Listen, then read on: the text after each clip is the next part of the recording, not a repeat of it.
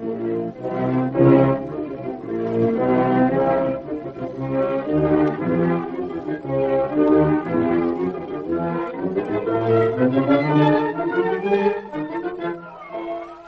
most delightfully fascinating character in the realms of mystery, Charlie Chan.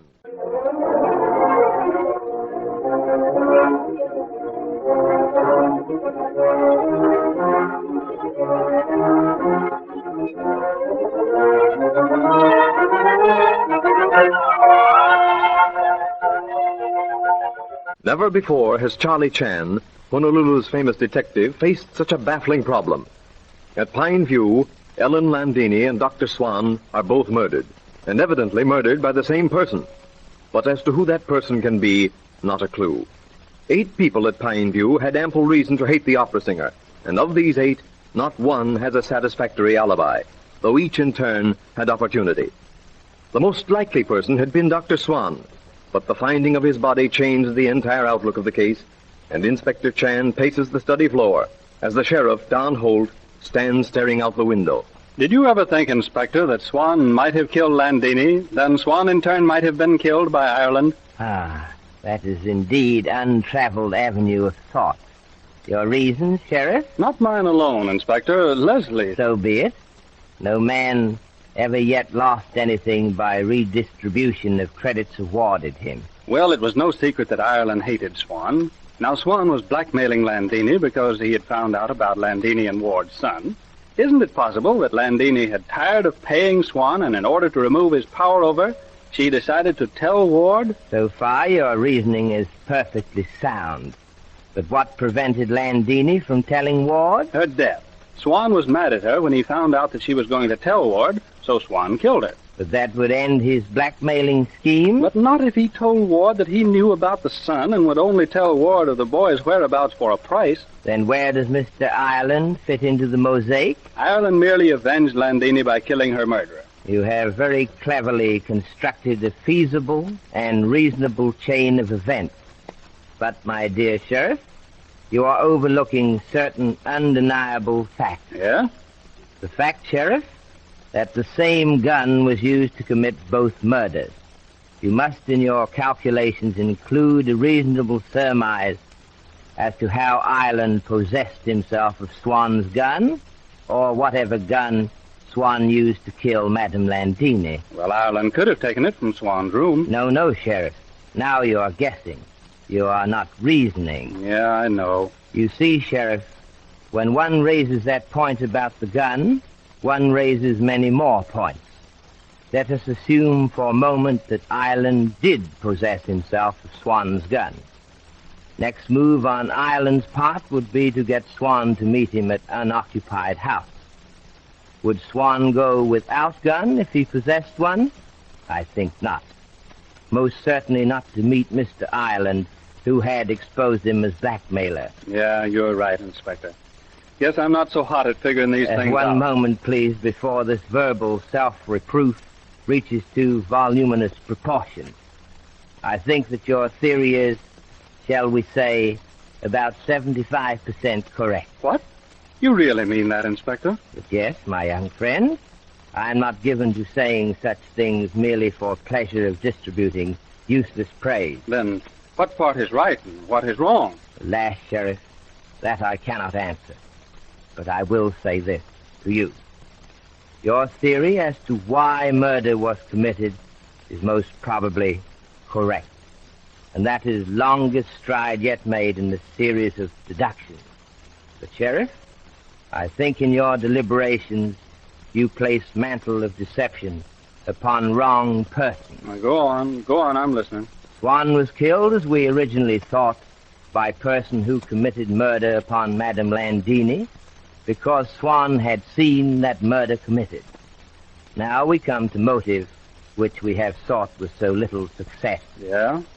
Murderer killed Madame Landini because, Sheriff, Madame Landini had disclosed fact that she had son. But how and who to? You and I, Sheriff, did much questioning about the destroyed letter found in fireplace. The letter addressed to John Ryder. The same.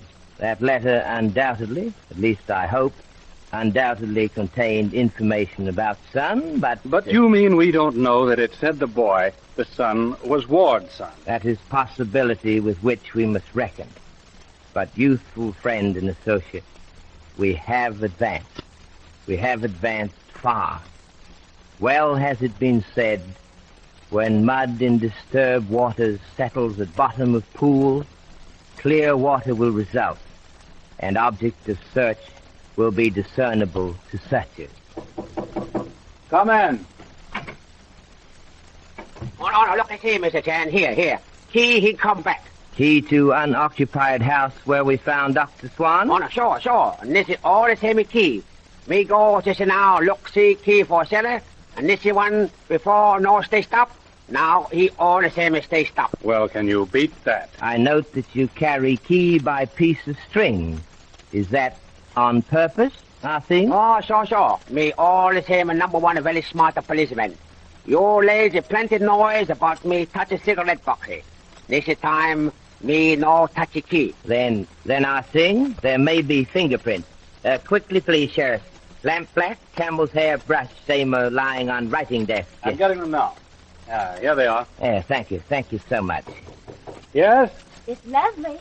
Oh, come in. What have you found? Why, the very air is electric with anticipation, suspense. Suspense can now be broken. Yes? We receive confirmation that person who used this key is person who killed Landini. Mm-hmm. But that is all. There are no fingerprints. Key has been wiped clean. Oh, no fingerprints? Oh, too bad. Oh, I suppose more better me go back to kitchen. Huh? Yes, Sing. Perhaps. And, Sing? What you like? You may take this key back. It is of no use to us now. Doggone. What a jolt that was. I thought we had the solution. Most humbly admit to feeling of extreme disappointment myself. Foolish after these many years to let one more disappointment weigh heavily upon the shoulders. But sit down, please. Business of pursuit of criminal is like game of chess. Opponent does not outwit and defeat. Defeat comes through own stupidity. What are you staring at, Mr. Chen? At closed doors through which Ah Sing has, only this moment past, made such dramatic exit. Was he laughing at Charlie Chan? Did he know only too well that fingerprints had been removed from Key?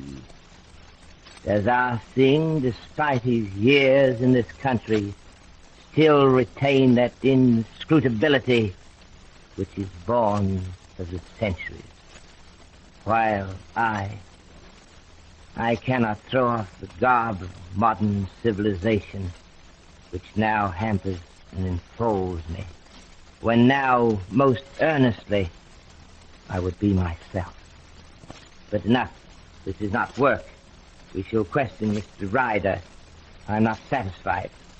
That destroyed letter addressed to John Ryder, it is with me always.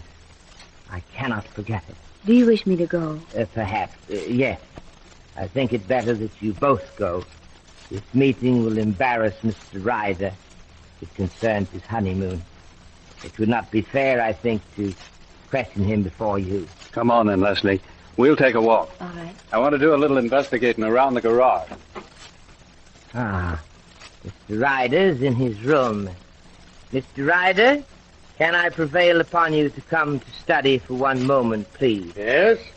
Is this an official investigation, Chan? I see the sheriff has just accompanied Miss Beaton. It is official, Mr. Ryder. Alas, he who acts for the Emperor is the Emperor. And he who acts for sheriff is the sheriff. Even if he's a Chinaman? Mr. Ryder, hot anger burns within me. Many persons, because of ignorance, would call one of my countrymen Chinaman. In ignorance, that is not to insult. But you, Mr. Ryder, resident many years in San Francisco, know and have not excuse of ignorance. You spoke but to hurt. I expect from a man of your standing in community assistance in tracking down brutal murderer. If I cannot have same willingly, then I shall be regrettably compelled to call upon full weight of legal authority. What do you want to know about? On honeymoon with Ellen Landini, you went to Mountain Cabin... Have you been prying into my personal affairs? Ye gods, what a profession yours is. Of my profession, I am proud, Mr. Ryder. I have not been, as you say, prying. The question I ask is precipitated by this newspaper clipping from Madame Landini's scrapbook. Oh, yes, she would keep something like that. Just another scalp to her, that was all. During those many weeks, no mention was made of son born to Landini, of which Mr. Ward, first husband, would be father. I've told you before, Chan, I knew nothing about any son. But you see, Mr. Ryder, you have lied before. Why should I believe you now? Now listen, Chan, I'll stand for a lot, but I'm not going... Please, Mr. Ryder, do not forget that when proper time arrives and case comes to trial, that which I have called lying becomes perjury. Very serious offense. Seeing that you know so much, then, about which particular thing am I lying? Mr. Ryder, I have reason to believe that. Yes?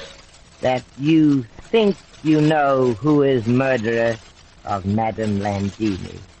Will Charlie Chan's blunt accusation force the taciturn Ryder to admit something he has withheld? And what of Ah Sing? Did he know more of that key than he disclosed? Inspector Chan will be with us again.